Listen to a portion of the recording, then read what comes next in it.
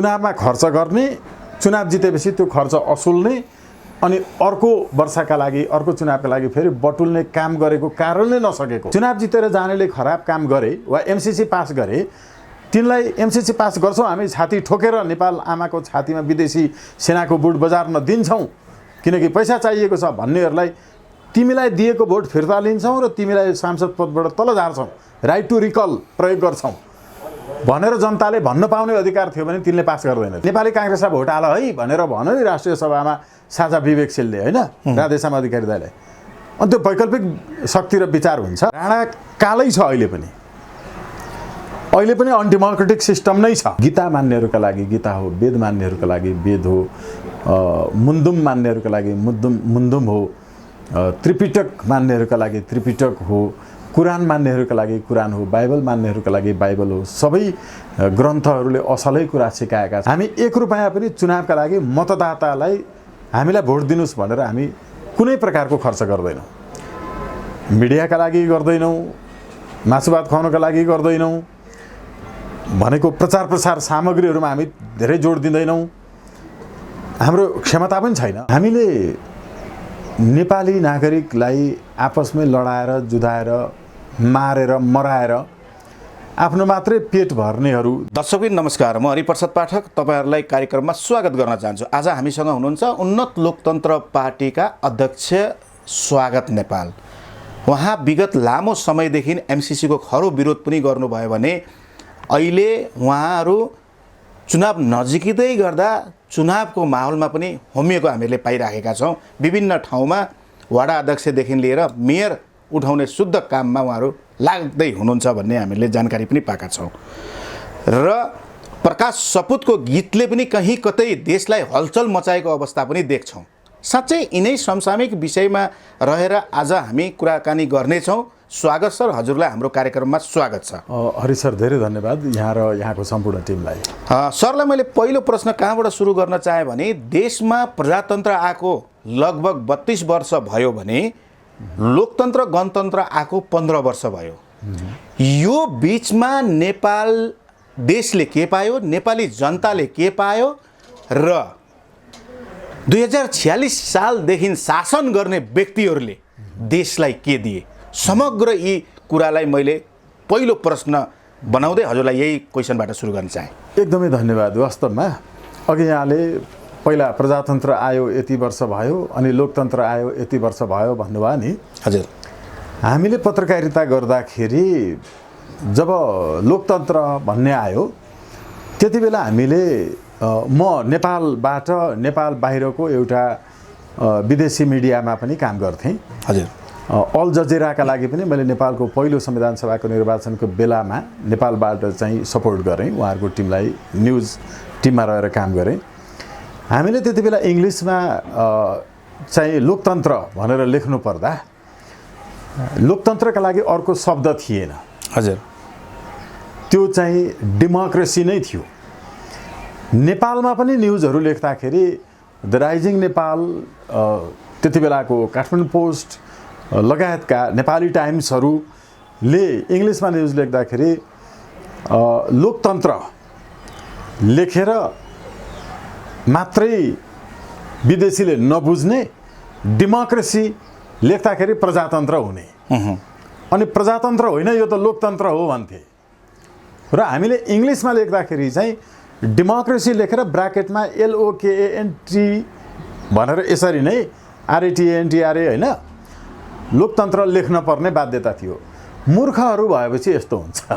हेर्नुहोस्, डेमोक्रेसी लेखिसकेर लोकतन्त्र अनि त्यसरी रोमनाइज्ड फर्ममा लेख्नै पर्ने स्थिति थियो। वास्तवमा यो सबै बेग्ला बेग्लै नाम गरेको एउटै व्यवस्था थियो। राणा कालै छ अहिले पनि अनडेमोक्रेटिक सिस्टम नै छ। राणा कालमा हामीले गलत काम गर्ने सार्वजनिक पदका मान्छेहरूलाई तिमीले गलत गर्यौ, जनताको भावना विपरीत गर्यौ, त्यसकारण हामी तिमीलाई पदबाट तल झार्न चाहन्छौँ भन्ने अधिकार, राइट टु रिकल भन्छ यसलाई, यो अधिकार थिएन। पञ्चायत कालमा पनि चुनाव जितेर गएकाहरूले गलत काम गर्दा हामीले फिर्ता बोलाउन पाउँथ्यौँ? पाउँदैन थियौँ। चुनावमा उठेका मान्छेहरूलाई बहिष्कार गर्न पाउँथ्यौँ खराब उम्मेदवार रहेछ भने, पञ्चायतमा पनि पाउँदैन थियौँ। 46 सालपछि आएको बहुदलीय व्यवस्था, संवैधानिक राजतन्त्रात्मक भनिएको प्रजातन्त्र भन्नेमा पनि त्यो अधिकार हामीलाई थियो, जनतालाई थिएन। अनि त्यसपछिको यो गणतन्त्र लोकतन्त्र भनेकोमा पनि चुनाव जितेर जानेले खराब काम गरे वा एमसिसी पास गरे, तिनलाई एमसिसी पास गर्छौँ हामी, छाती ठोकेर नेपाल आमाको छातीमा विदेशी सेनाको बुट बजार्न दिन्छौँ किनकि पैसा चाहिएको छ भन्नेहरूलाई तिमीलाई दिएको भोट फिर्ता लिन्छौँ र तिमीलाई सांसद पदबाट तल झार्छौँ, राइट टु रिकल प्रयोग गर्छौँ भनेर जनताले भन्न पाउने अधिकार थियो भने तिनले पास गर्दैनथे। भनेको के भने खराब काम गर्न खोज्ने वा गरेकाहरूलाई फिर्ता बोलाउन पाउने अधिकार अहिले पनि छैन। 46 सालपछिको प्रजातन्त्रमा पनि थिएन, पञ्चायती व्यवस्थामा पनि थिएन, राणाकालमा पनि थिएन। यी सबै व्यवस्थामा के हुन्थ्यो भने यस्तै चुनावमा खर्च गर्ने, चुनाव जितेर त्यो खर्च असुल उपर गर्ने र अर्को चुनावका लागि फेरि बटुल्ने, यो मात्रै व्यवस्था थियो। पञ्चायतकालमा पनि 28 वर्ष चल्यो पञ्चायती व्यवस्था। आएको वर्ष गएको वर्षलाई हामीले ट्रान्जिसनल फेजमा राख्यौँ भने त्यो 28 वर्षमा सरकार कतिवटा बने पञ्चायतमा हेर्नुहोस् त, 14वटा सरकार परिवर्तन भए भनेको हरेक 1.5-2 वर्षमा सरकार फेरिए।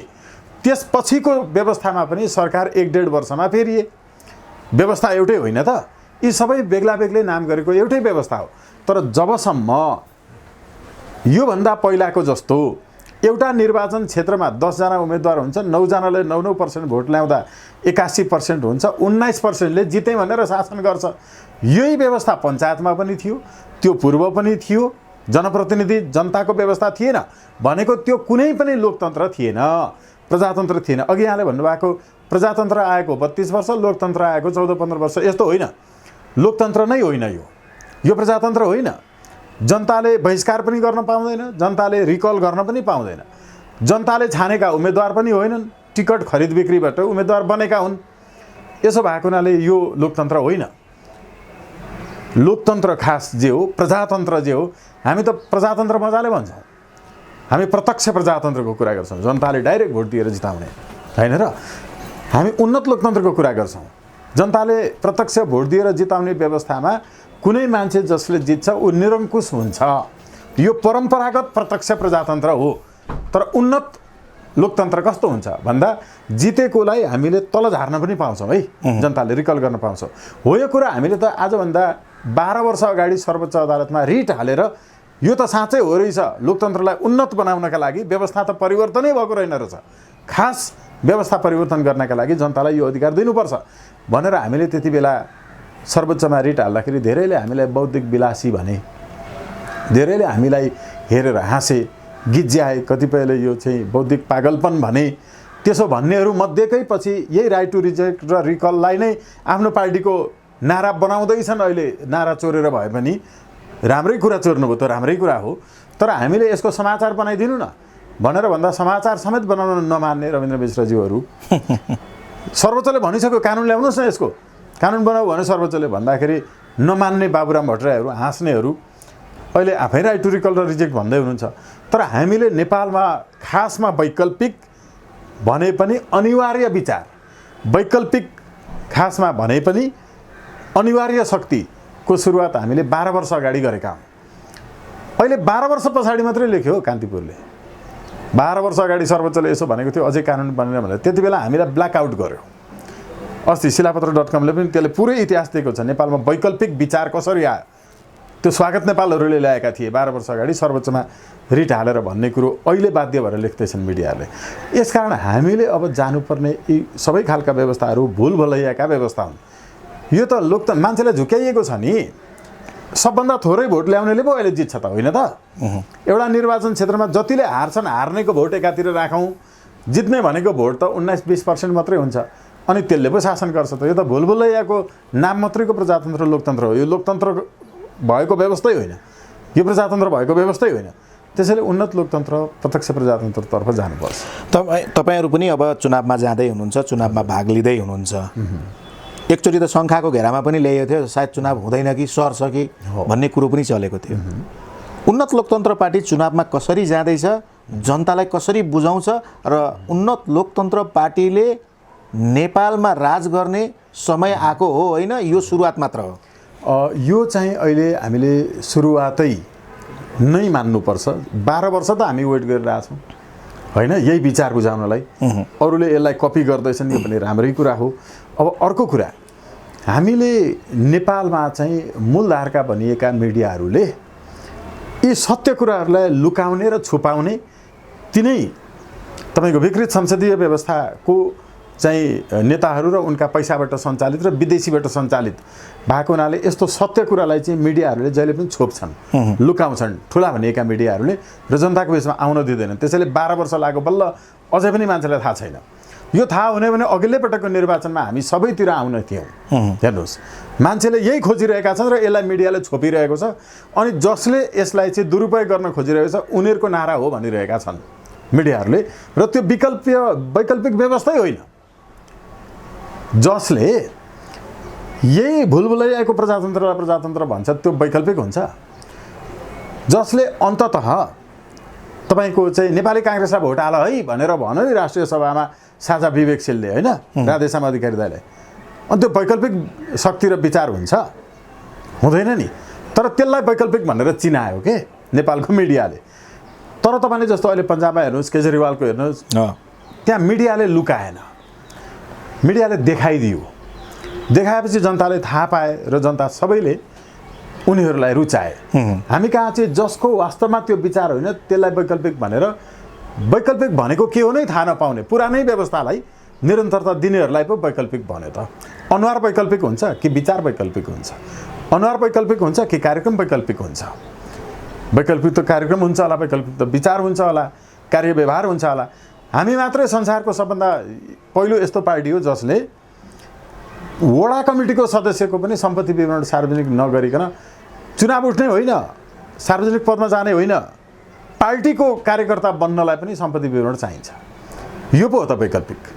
जनताले त यही ग्यारेन्टी खोजेको छ नि त। एकपटक भएपछि हरेक वर्ष हुन्छ, उसको कसरी ट्याक्स तिरेको छ कि छैन। तर यिनीहरू मन्त्री भइसकेपछि मात्रै सार्वजनिक गर्ने रे चुनाव। अनि यस्तो हुन्छ। यो भएको हुनाले हो यो कुरालाई चाहिँ निर्वाचन आयोगमा दर्ता छ, अदालतबाट मान्यता प्राप्त छ, अदालतले 12 वर्ष अगाडि हामीलाई रिकग्निसन दिएको छ यो विचारलाई। अब यसलाई चाहिँ मान्दैनन्। मिडियाको कारणले यो सुरुवात हो, नत्र हाम्रो पहिला नै विजय उन्मुख भइसकेको हुने थियो। तर अब त यस्ता मिडियाहरूले चाहिँ सत्य समाचार दिँदैनन् भन्ने जनतालाई थाहा छ। सही समाचार थाहा पाउन युट्युब हेर्नुपर्छ भन्ने थाहा छ जनतालाई। त्यहाँ चाहिँ केही हुने खाने होइन, केही मुठीभर मान्छेहरूको मात्रै कुरा आउँछ ठुला भनिएका मिडियामा भन्ने कुरा जनतालाई थाहा छ।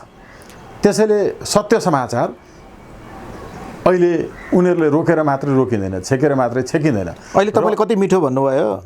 अहिले युट्युबले गर्दाखेरि चाहिँ हाम्रा आवाज लगायत धेरै राम्रा आवाजहरू बाहिर आएका छन् भन्दै गर्दाखेरि नेपाल सरकारले अस्ति चाहिँ जुन राजपत्रमा भनौँ अब युट्युब मिडिया चलाउनको लागि 5 लाख रुपियाँ चाहिँ नेपाल सरकारलाई बुझाउनुपर्छ भन्ने नीति पनि लिएर आयो। यसले चाहिँ के गर्न खोजेको अथवा के सन्देश दिन खोजेको, नेपाल सरकारले गर्न खोजेको चाहिँ के होला? एकचोटि प्रश्न। तिनका कार्यकर्ताले सञ्चालन गरेका ठुला मिडिया, टेलिभिजन, स्याटेलाइट भन्नेहरू र विदेशीहरूबाट सञ्चालित तिनीहरूलाई चाहिँ 10 लाख रुपियाँ राख्नुपर्छ स्याटेलाइटको लाइसेन्सिङका लागि। हेर्नु है, त्यो पनि तपाईँको लाइसेन्स प्राप्त हुने भएपछि। अनि एकजना व्यक्तिले, यो त वास्तवमा घरेलु उद्योग जस्तो पनि हो कि यसलाई प्रमोट गर्नुपर्नेमा, एकजना व्यक्तिले सञ्चालन गरेको युट्युब च्यानललाई 5 लाख, स्याटेलाइटलाई 10 लाख, यो मिल्छ कि? तिनलाई 10 करोड ल्याऊ होइन र? के हामीलाई प्रक्रिया पुरा गर्ने हो भने 500 रुपियाँ लिऊ? यसको अर्थ के हो? 5 लाख राख्नुपर्छ दैनिक पत्रिका सञ्चालन गर्न? पर्दैन नि। म आफैले कयौँका पत्रिकाहरू दर्ता गरिदिएको छु, कति मिडिया हाउसहरूको म आफै लिगल कन्सल्ट्यान्ट छु। रिसाउनु पनि हुन्छ मसँग, यसरी बोल्दाखेरि स्वागतजी यसरी नबोलिदिनुहोस् पनि भन्नुहुन्छ कतिपयले। यो के हो भने जनताको आवाजलाई, the voice of the voiceless वास्तविक मिडियालाई चाहिँ रोक्ने प्रयत्न गरिएको। उहाँहरूका कर्तुत्वहरू बाहिर आउँछन् नि त, यस कारणले यो रोक्ने प्रयत्न गरिएको। यो लोकतन्त्रमा यसको औचित्य पुष्टि हुँदैन 5 लाख रुपियाँ लिएर युट्युब एउटा सञ्चालकलाई अनि मात्रै दर्ता दिन्छु भनेर भन्न चाहिँ। मैले अब अर्को प्रश्न के हजुरलाई जोड्न चाहेँ भने प्रकाश सपुतको गानाले देशमै तहल्का मचाइदियो। 17 वर्षको जनयुद्धलाई 16 मिनेटले खाइदियो भन्ने एक प्रकारको हल्ला पनि आयो। प्रकाश सपुतलाई गाना हटाउनको लागि माओवादी खेमाबाट 3 टन पनि आयो भन्ने प्रकाश सपुतले नै भन्नुभयो। के साँच्चै यो गाना देश र जनताको हितमा छैन अथवा प्रकाश सपुतले देशलाई भड्खालोमा हाल्नको लागि यो गाना शब्द चयन गरेको हो या साँच्चै यो गानाले न्याय पाउनुपर्छ? तपाईँको बुझाइमा के छ? यो पीर भन्ने गानाले के सन्देश दिन खोजेको छ? प्रकाश सपुतजीसँग मैले पनि कम्युनिकेट गरेँ। उहाँलाई सार्वजनिक रूपमै धम्कीहरू दिएको पनि हो। प्रकाश सपुतको गीत त्यो उहाँको मात्रै गीत, उहाँको मात्रै भावना होइन। वास्तविक कला चाहिँ वास्तविक सत्य लिएरै आउँछ। साहित्यमा, कलामा, सङ्गीतमा राजनीति गर्नु हुँदैन भन्ने राजनीति गर्नेहरूले यसो भन्छन् कि राजनीति गर्यो प्रकाश सपुतले गीतमा, सङ्गीतमा भनेर। हामीले नेपाली नागरिकलाई आपसमै लडाएर, जुधाएर, मारेर, मराएर आफ्नो मात्रै पेट भर्नेहरू जसले हिजो गीत सङ्गीतलाई प्रयोग गरेर जनता बीचमा भावनात्मक हिसाबले आफ्नो सङ्गठन विस्तार गरे, उनीहरूका केही अन्तर्वार्ताहरू मैले देखेको छु। तपाईँलाई मनपर्ने गीत कुन हो भन्दाखेरि विदेशी गीतहरूको नाम लिएको सुनेको छु। नेपालभित्रैको पनि केही अश्लील उच्छृङ्खल गीतहरू उनीहरूलाई मनपर्ने गीतहरूमा परेको मैले अन्तर्वार्ताहरूमा प्रश्नको जवाफ दिँदा पनि सुनेको छु। यसले ती कलाकारहरूको मन कति रुन्छ होला। जनताका गीतहरू भनेर हिजो भूमिगत कालमा त्यो मैले यो माओवादीले सञ्चालन गरेको चाहिँ धनयुद्धलाई मात्रै भनेको होइन। त्योभन्दा पूर्वको भूमिगत अवस्थामा पनि गीत सङ्गीतको माध्यमबाट अहिले देखिरहेको छु यिनै युवा नेता भन्नेहरूका चाहिँ टिकटकहरूमा विदेशी गीत सङ्गीतमा ओठ चलाएर भिडियो बनाइरहेको। धिक्कार छ यिनीहरूप्रति। र प्रकाश सपुतलाई यो खालको तपाईँको चाहिँ धम्कीहरू आउनु भनेको यो पुरै कलाकर्मी संस्कृति र व्यवस्था परिवर्तनका लागि कलाले खेलेको भूमिका माथिको पनि आक्रमण हो। र यसको त कलाकर्मी, सङ्गीतकर्मीहरूले विरोध गर्नै पर्छ। व्यक्तिगत रूपमा म आफै पनि, मेरा पनि केही गीतहरू छन् होइन। शम्भु राई दाइले गाउनु भएको छ। हाम्रो दिव्य खालिङ जस्तो नेपालको एकजना अमर सङ्गीतकार, उहाँको जीवनको अन्तिम सङ्गीत मेरै गीतमा थियो होइन। लेख्ने गरेको छु गीत कविताहरू। त्यसकारण मैले अहिले यो खालि राजनीतिक कुराहरू सबै छोडेर पनि एउटा गीतकर्मी, एउटा लेखक, साहित्यको चाहिँ एउटा अनुयायी भएको हिसाबले मलाई असाध्यै नराम्रो लागेको छ उहाँको विरुद्धमा आएका यस्ता गतिविधिहरू। तर उहाँको समर्थकहरूले जसले विरोध गरे उनीहरूलाई सभ्यतापूर्ण ढङ्गले सम्झाउने प्रयत्न गरे। कसैले पनि त्यस्तो गलत ढङ्गले होइन, प्रकाश सपुतका समर्थकहरूले प्रकाश सपुतलाई गाली गर्नेहरूलाई गाली गरेनन्। त्यसरी कलाको धर्म हुन्छ, संस्कृतिको आफ्नै धर्म हुन्छ। It's not religion but the nature होइन। त्यसको आफ्नो प्रकृति हुन्छ। त्यसकारण उहाँको सौम्यता, उहाँको शालीनता, उहाँको धैर्य, यो सबै कुरा उहाँले दिने जवाफहरूमा पनि, अन्तर्वार्ताहरूमा पनि देखियो। प्रकाशजीसँग अझै पनि यो देशका जनताले धेरै आशा गरेका छन्। हामी कार्यक्रमको अन्तिममा छौँ, किनभने तपाईँको समयको व्यस्तताले गर्दा मैले आज अलिक कार्यक्रम छोटो छोटो पनि गर्न चाहेँ। र आज जुन विषयमा हामीहरूले संवाद गऱ्यौँ र अन्तिममा तपाईँहरूको अबको भावी योजना के छ, चुनावको रणनीति के छ, हाम्रा दर्शकलाई प्रष्ट आज यही मिडियाबाट गरिदिनुहोस्। हजुर, एकदमै उन्नत लोकतन्त्र पार्टी जसको खुला किताब चुनाव चिन्ह हो। किताब गीता मान्नेहरूका लागि गीता हो, वेद मान्नेहरूका लागि वेद हो, मुन्दुम मान्नेहरूका लागि मुन्दुम हो, त्रिपिटक मान्नेहरूका लागि त्रिपिटक हो, कुरान मान्नेहरूका लागि कुरान हो, बाइबल मान्नेहरूका लागि बाइबल हो। सबै ग्रन्थहरूले असलै कुरा सिकाएका छन्, मान्छेले त्यसलाई गलत ढङ्गले व्याख्या गरे। त्यसकारण किताब भनेको कानुन पनि हो, किताब भनेको विधि पनि हो र विधिबाट शासन चल्नुपर्छ, विधिमा हिँड्नुपर्छ, हरेकलाई कानुन एउटै हुनुपर्छ। अहिले जस्तो प्रधानमन्त्री जतिचोटि पनि हुन पाउने व्यवस्था छ, तर गाउँपालिकाको अध्यक्षले राम्रै काम गरेर जनताले रुचाए भने पनि 2 पटक भन्दा अध्यक्षमा उम्मेदवार हुन नपाउने व्यवस्था छ। कानुनी व्यवस्था यही हो। 2टा कानुन छ। हामीले राजनीतिक दलहरूप्रति हुने व्यवहारहरू पनि तपाईको 2टा देखेका छौँ। हामीले उन्नत लोकतन्त्र पार्टीले, एडीपीले एउटै मात्रै क्षेत्रमा किन नजितोस् पालिकामा, त्यो ठाउँमा हामीले बत्ती महसुल फ्री, त्यहाँका नागरिकहरूका लागि पानी फ्री, त्यहाँका नागरिकहरूका छोराछोरीहरूलाई शिक्षा फ्री र त्यहाँका नागरिकहरूको स्वास्थ्य फ्री। पहिलो चरणमा हाम्रो उमेश गौतम हुनुहुन्छ, इन्जिनियर्स एसोसिएसन छ उन्नत लोकतन्त्र पार्टीको, नर्वेमा पढेर आउनु भएको, नेपालमा पनि उहाँले इन्जिनियरिङ नै पढिसकेर जानुभएको हो। धेरै राम्रो रिसर्चर हो।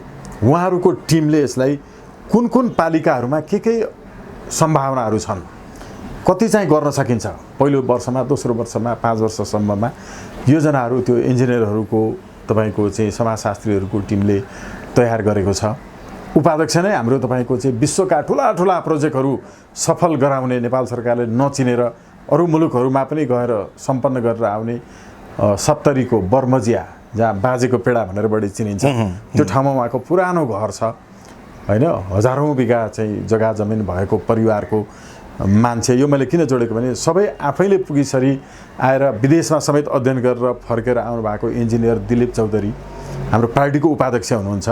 उहाँहरूको टिमले चाहिँ यो सकिने रहेछ, चुनावमा खर्च गर्ने, चुनाव जितेपछि त्यो खर्च असुल्ने, अनि अर्को वर्षका लागि, अर्को चुनावका लागि फेरि बटुल्ने काम गरेको कारणले नसकेको। नेपालभन्दा 7 गुणा सानो इजरायलले कसरी यी सबै कामहरू गरेर अहिले इन्टरनेट पनि उसले फ्री कसरी गर्न सक्यो, हामीभन्दा 7 गुणा सानो देशले संसारको 60% देशलाई आफ्नो उत्पादन कसरी पठाउन सक्यो, यो म्यानेजमेन्ट गर्न नसकेको, नजानेको र नचाहेको पनि कारणले, यस कारणले हो कि उनीहरूलाई चुनावमा भएको खर्च असुल गर्नुपर्छ। हामी 1 रुपैयाँ पनि चुनावका लागि मतदातालाई हामीलाई भोट दिनुस् भनेर हामी कुनै प्रकारको खर्च गर्दैनौँ। मिडियाका लागि गर्दैनौँ, मासुभात खुवाउनका लागि गर्दैनौँ, भनेको प्रचार प्रसार सामग्रीहरूमा हामी धेरै जोड दिँदैनौँ। हाम्रो क्षमता पनि छैन, तर यी कुराहरू हामी फ्री गर्छौँ, योजनासहित आएका छौँ, त्यसैले सही विकल्पसहित आएका छौँ। अब राइट टु रिकल, रिजेक्टका कुराहरू त छँदैछन्। त्यस कारण सबै निर्वाचन क्षेत्रमा सबैतर्फ हाम्रो अहिले यहाँसँग कुरा गर्दै आउँदा पनि यहाँ धेरै साथीहरू काम गरिरहनु भएको छ।